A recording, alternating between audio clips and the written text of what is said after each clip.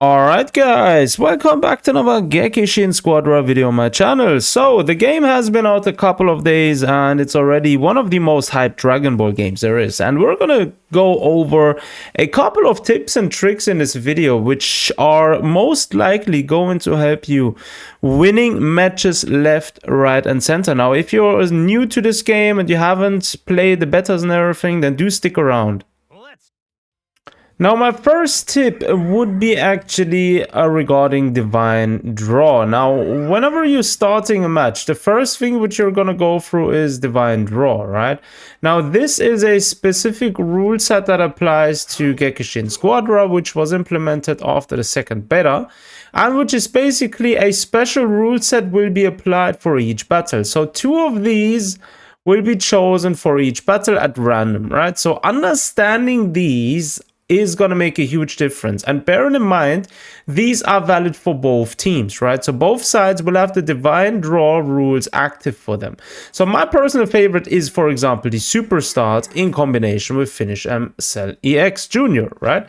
However, this will also give your opponent the Super Start, which basically means both teams have a level 3 super attack right off the get-go to start doing a lot more damage than usually possible, right?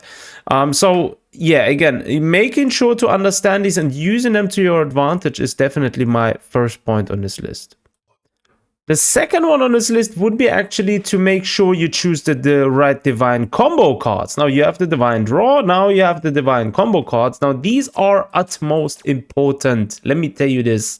Making sure to choose the right cards for your character will make the difference between killing people and getting destroyed, right? So definitely go with whatever works.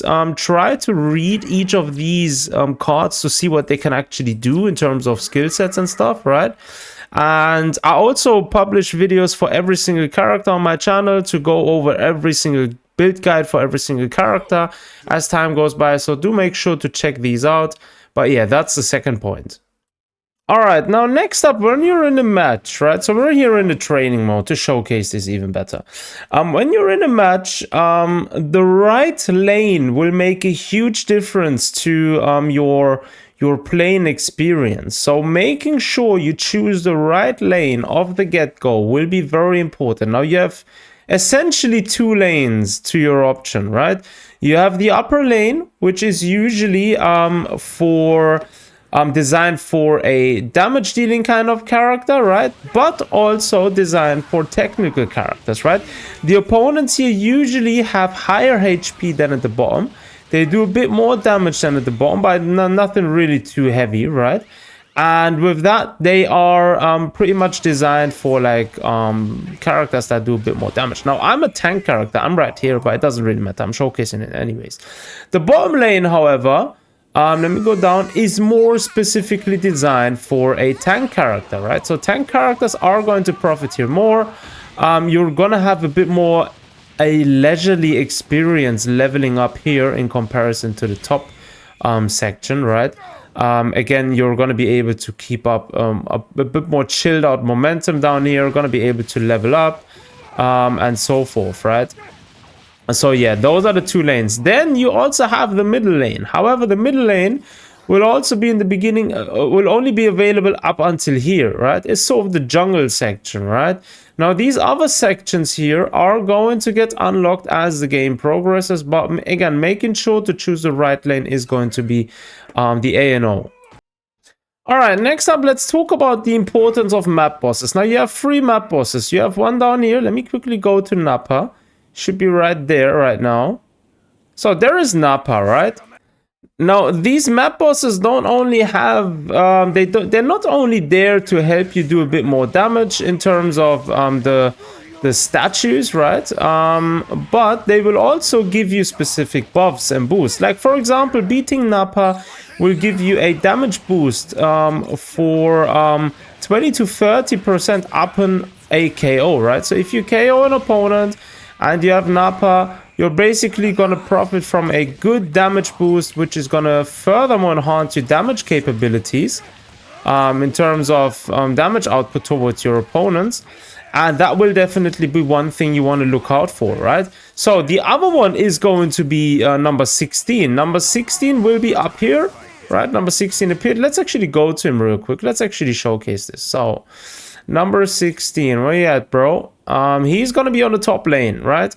Number 16 here has an increase in movement speed. So if you defeat him, upon KO, you will have a movement speed increase for 10 to 15%, right? Which is going to last the entire match. So that is going to be a huge buff as well. Now, every single one of these map bosses will attack the opponent's statues as well. So bear that in mind, right? So we're not going to defeat him.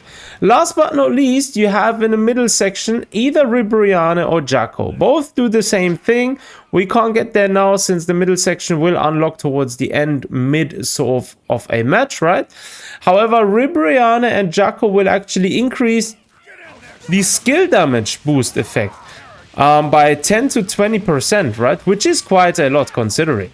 Now, out of all of these, I always recommend getting Napa ideally the most, because Napa boosts directly your rush attack damage buff, right? And you're mostly going to attack with rush attack damage instead of anything else, right? So going with Napa first is not a bad choice. Right, okay. Next up, we're going to talk about Zen-Oh Engagement. Now, as you can see, Zen-Oh is currently hitting our statue, right? There is a couple of seconds left. So I usually recommend when you see the opponents are actually in the area, right?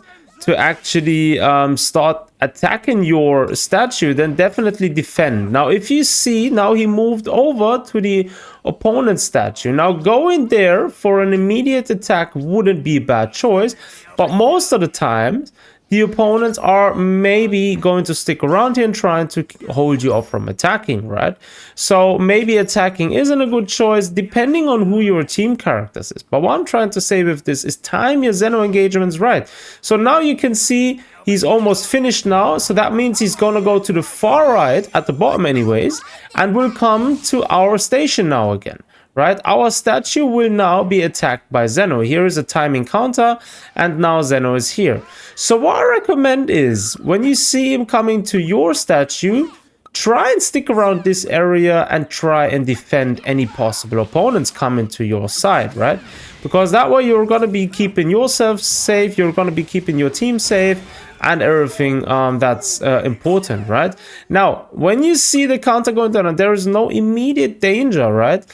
There is a sneaky tactic which basically requires you to hide just before the opponent's base, flying as low as possible, right at the edge here, right?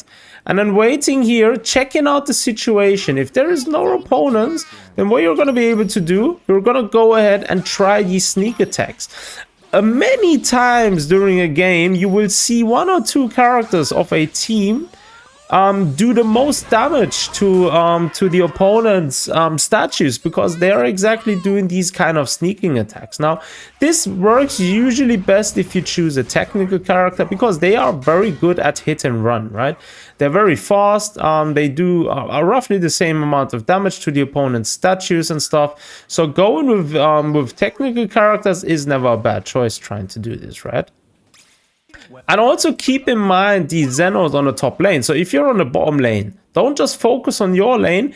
Keep an eye on the top lane. If you can see things are going down really bad on the top lane, like there is only one statue left and you can see all the opponents are there, yes, you can attack your lane statues, but chances are that once the opponents are done on yours on the top side, they will come down to the bottom lane, right? Sometimes they go all at once and try to like overrush you. So there is nothing really you can do unless you're really broken in terms of gameplay, right? So keep that in mind when actually playing, because this is a team effort game. Now the next one would be counter picking. Now, there is specific characters that hard counter some other characters, right? Like, for example, as you can see Vegeta here. Now, we're playing in a training mode, so it doesn't really matter. You cannot access this area anyways, right?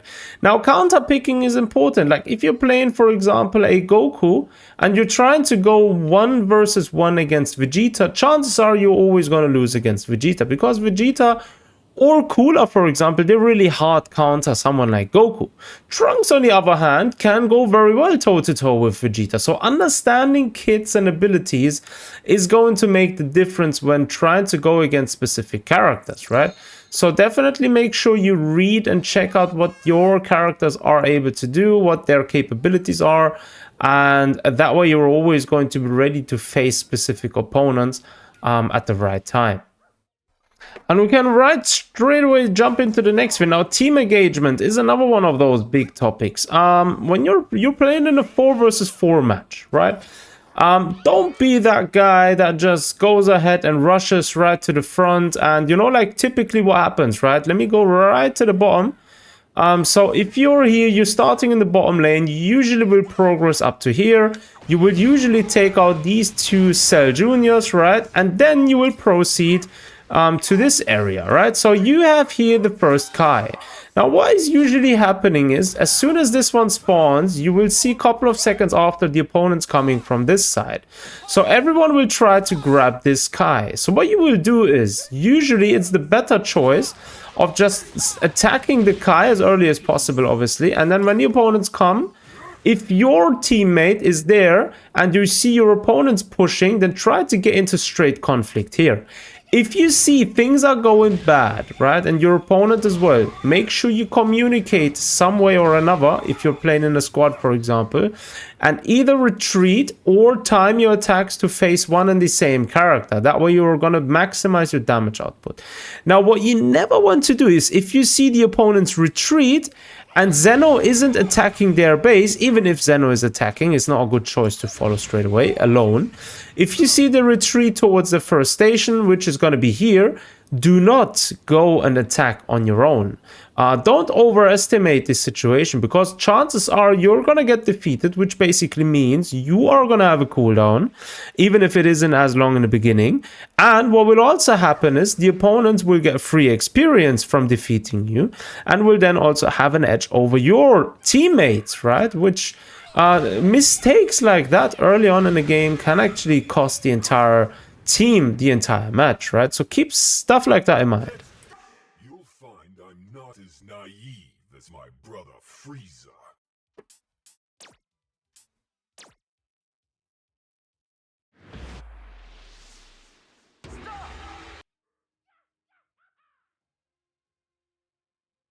A powerful foe has appeared! All right, let's get this over with.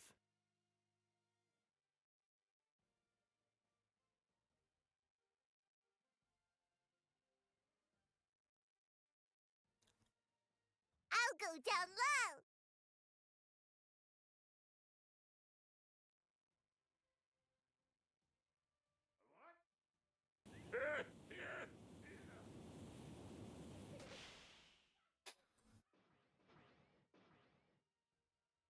Wow! I'm on the edge of my seat! Look how hard they're fighting. You'll find I'm not as naive as my brother Frieza. Let's talk about the helpers. Now, you have helpers which are going to be basically like a extra support kind of character, follower, whatever you want to call it during a match. You're going to be able to call one of these forth, and they will actually help you during a match, right? So there is someone like Nail. He will follow you and launch a follow-up attack against enemies hit by a rush attack. You have like the push, for example. He's very good. The Botamo pushes enemies away. I personally like the Rildo very much. He applies Wrath to the nearest enemy hero in range and will basically force them to attack him, and so forth. So choosing the right helpers will always be very important. Now, you have helpers dedicated to your category, right? A damage type dealer will always only be able to choose these. defense character only these, and technical character only these, right?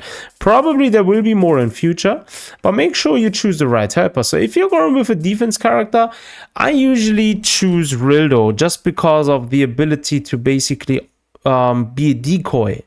If you're trying to get away and you just leave your helper there, most likely the opponents are going to have to fight him, right? Which gives you the time to get away and heal and whatever. Or if you're playing like a damage dealer, I recommend either push or, like, for example, Word King. He applies an all attack buff to self. So both of these are actually pretty good. And here you have, for example, Bubbles, which applies even further movement speed and increased step efficiency to self and allied heroes. So again, these are a few ones, so make sure you choose the right helpers. All right, now I know I mentioned this before, but there is something called sneak attacks. Now, if you're in a match, right, obviously not at the beginning, right, but you see Zen-Oh is, for example, moving to the opponent's stations. A lot of times, what is a good strategy, depending on the team you're playing against and what team you're playing with, you gotta keep an eye on your opponent's team members as well. This is very important. What you can do is you go to the bottommost edge or the topmost corner of the map, just fly along it, right, up until you get close to the stations and you hide inside the walls or inside the clouds, right? And then you wait for Zen-Oh to actually go up to their station, right, which is here, the statue station, whatever you want to call it. And then once Zen-Oh is in there, you're going to be able to attack. And these are like good sneak attacks, because chances are, if you're playing the right character and you're doing this right, you'll be able to single-handedly destroy 2, 3, or even every single one of these statues from the opponent, while your other team members are busy fighting, right? Especially, this works especially good if you're playing a technical character, because, like, for example, your tank is going to be able to squish a lot of damage, right? Your damage dealers up top are going to be dealing damage, right? And you're there doing your thing and trying to take out these stations. Now, this can backfire quite heavily, right? If you're a bad player and you don't keep a mindful eye on your opponents, then it's difficult. Like, going from this one, after you destroyed this one, to the next one is not a good choice. Going from this one, however, if you're a technical character, I know it's not a good idea to just switch lanes, but if you're in a good squad and you have good communication, following up on that and then going up and taking out one station there, if you keep an eye on the opponents, is a good strategy, depending on situations. Now, this is a very situational strategy, right? But this can make the difference in a lot of games, right? In a lot of games. Now, next up is something called baits. A lot of times, players will bait you. You, for example, in the beginning of the match, you're in the bottom or top lane, whatever, and you're here securing the Kai and whatever. You destroyed these Cell Juniors. You did your thing here, right? And what a lot of times is going to happen, the opponents are gonna come from here, and they'll come all the way up here. And they'll try and fight you, right? And they may be very tough to beat. Like, you have like a Cell and a Boo, for example, or a Baby and a Oop, for example, right? You have like these combinations, which are very tough to beat, right? And then what will happen is they will fight you here, and you're gonna have to be occupied defeating them or defending yourself. You may end up with a low HP yourself. You then have to go back, heal yourself. They will usually time it so that your station is going to be hit by Zen-Oh. So they will actually time it, and then when they see you're good low on health, they will actually retreat. They will just simply go back, because their objective is not to kill you or to anything. Their objective is literally to cheese you, right? They want to make you attack them, engage them, because that way you're not going to have time to level up. That is crucial. They also don't have time to level up. Yes, it is a double-edged sword, right? But the thing is, they will actually just keep doing that. And there are other team members on the top, and this is usually something that happens with well-coordinated squads. There are other team members, say for example on the other lane, will do an exact opposite of this strategy, and they will continuously level up, defend their station, attack the opponents only when necessary, and then once they're ready, they're going to crack down on you very hard, very quickly, right? And in situations like that, do not fall for these baits. Like if you see these confrontations, go back to your station, right? Hold it here, defeat the NPCs right behind your line, you're safe here, right? If you see an opponent coming into your station under Zen-Oh attack, then go ahead and attack, right? However, if that's not the case, just stick around here. And yes, it may mean that you have to sacrifice Napa or something like that, depending on what the team is like, right? If the team is good, you may have to sacrifice him because you're probably gonna end up not being able to defeat any of them and just die yourself constantly, right? So again, make sure you check these strategies early on from your opponents. Read your opponent's movements, and if you do that right, you're gonna be able to succeed in a lot of games, right? If you manage to read your opponent's strategies early on, you will exactly know how they're playing and what they're planning to do, right? And last but not least, I want to just say one more thing. Don't be like Rambo. Like, don't think just cause you Super Saiyan Goku level 7 just unlocked Super Saiyan, you're gassed up, and then you want to go up here and then you see, like, I don't know, Bojack and Zamasu, for example, and you think, yeah, I'm gonna take them, I'm gonna spirit bomb them away, right? And then you do your super move, right? And then they just slip out like that, right? And then they get back in to just annihilate your entire existence, right? Don't be that guy. Like, just don't. This game is not a fighting type of game where you want to attack the opponent and alone and you're the man and everything. No, this is a strategy team based game, right? You want to play in your squad effectively, right? You want to play with your team.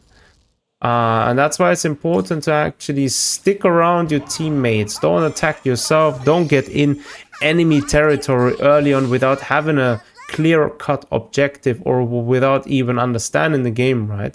And then just attacking them here and then go back here and then they come back out and then just defeat you.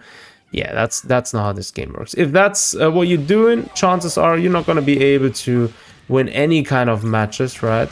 And you're most likely going to suffer a lot more, right? So, right, and with that being said, I'm going to conclude the video here. So these are my top 15 tips currently for the game. Do let me know down below in the comment sections what you think of this. As you can see, we're already unlocked quite a few badges. I'm trying to build up the MVPs and total wins. If anyone is looking for good team members or looking to build a squad, hit me up. My player code is where can I see the display code? Display player code. Where is it? Okay. Wait, let me quickly see. Where is my player code? All right, so there it is, right? As you can see, there is my player code. If you're looking for building a squad which communicates, and do hit me up, right? I'm always looking for good team members that know how to play the game well. Microphone isn't required, but it's always nice to have, right? Hit me up. My Discord is down below in the bottom section of the video as well, in the video description. So yeah, if you're looking for team members, I'm always up for joining a squad. And we do have a Facebook group as well where we're trying to build a good community. So if you're looking for a community group on Facebook or stuff, then do come and join. The link is going to be down below in the video description. But yeah, that's enough from me. I'm going to conclude now. Thanks for tuning in. Take care of yourselves. Until next time.